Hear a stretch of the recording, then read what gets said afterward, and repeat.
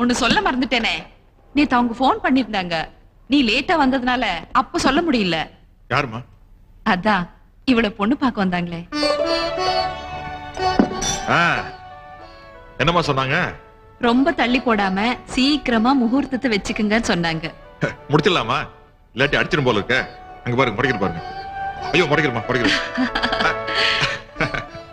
அர்ஜுன், நீ நினைக்கிற மாதிரி இந்த கல்யாணம் அவ்வளவு சுலபம் இல்லப்பா. நம்ம உமாவை எத்தனை பேர் பார்த்துட்டு போனாங்க. அவ அழகுக்கு என்ன குறை? எல்லாம் விதி.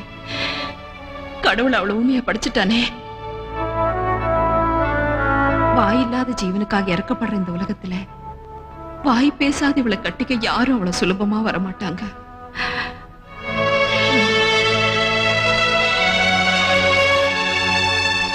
ஏதோ அதையும் மீறி ஒரு சம்பந்தம் வந்திருக்குன்னா அது அவளோட அதிர்ஷ்டம் தான் சொல்லணும். ஆனா அவங்க கேக்குற அளவுக்கு கொடுக்க நமக்கு வசதி இல்லையே.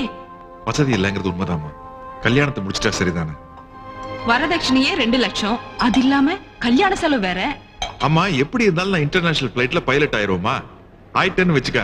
2 லட்சம் என்ன 4 லட்சமா இருந்தாலும் கடன் வாங்கி கல்யாணத்தை முடிச்சிருவோம். வேலை கிடைச்சதுக்கு அப்புறம் தானே. சொந்த வீடு கட்டணும்னு சொன்னேன், நடந்துச்சா? இது வரைக்கும் வாடகை வீட்டுல தான் இருக்கும். அம்மா, அன்னைக்கு நிலைமை வேற, இன்னைக்கு நிலைமை வேற. மந்திரி என்ன சொல்லிருக்காரு தெரியுமா? ரெடியா இரு, எந்த நேரமும் ஆர்டர் வரேன்னு சொல்லிருக்காரு.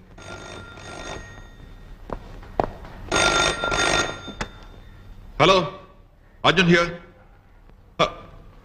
Minister wants to talk to me. கொடுங்க சார்.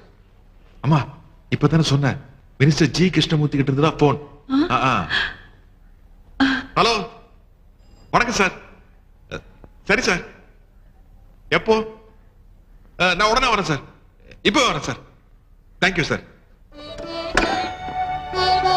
அம்மா, மினிஸ்டர் உடனே வீட்டுக்கு வர சொல்லிருக்காரு. அனைமா ஆர்டர் பர்சனலா கையில கொடுக்கறதுக்காக இருக்கும். இனிமே உமா கல்யாணத்தை ஜாம் ஜாம் நடத்திடலாம்.